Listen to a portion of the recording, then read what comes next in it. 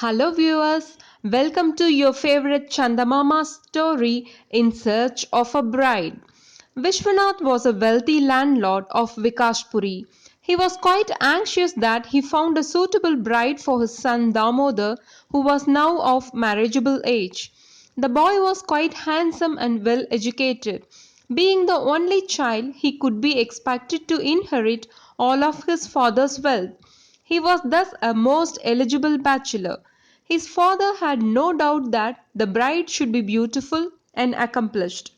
In his search for suitable girls, Vishwanath was somehow unable to choose someone to his liking. They would either be beautiful but not well versed, or they would be educated but were lacking in looks. One day, as he sat wondering where he could continue his search, his friend Ramnath called in. "What's worrying you, my friend?" he asked of Vishwanath, who then told him how his search for a bride for his son had led him nowhere.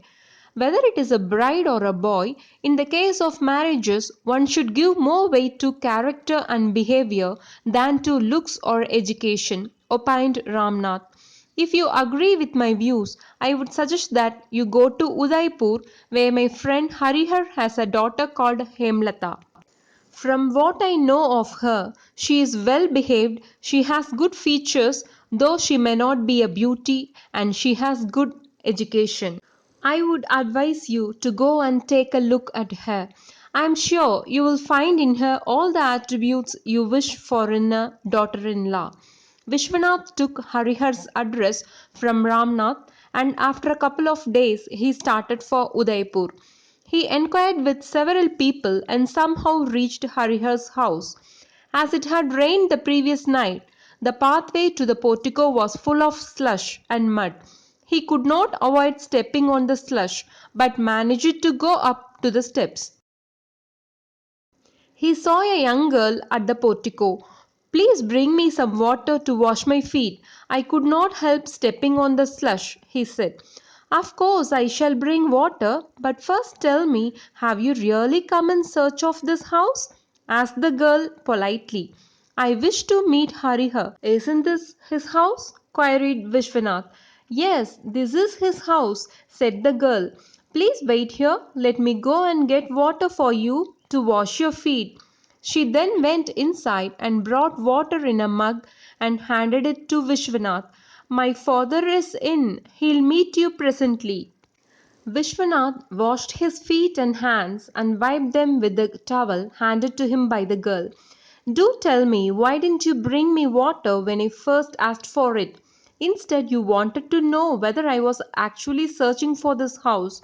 It is rather strange, and I am curious to know why," he asked of her. "What can be so strange about my query?" remarked the girl. "I haven't seen you before, and you're a stranger to this place.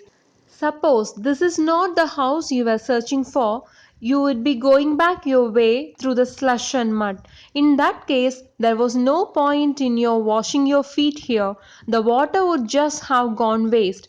That's why I wanted to confirm that you have come to see my father before I went and brought water for you." Vishwanath could easily guess that the girl had a lot of common sense and would weigh all pros and cons before she came to a decision. That was a good trait, especially in girls. He decided then and there that she would make an ideal wife for Damodar. He now wanted only a nod from Harihar to fix the marriage of his son. He followed her to where Harihar was waiting for him. Dear viewers, this story illustrates the proverb, "You may know by a handful the whole." Meet you all in the next story. Bye bye.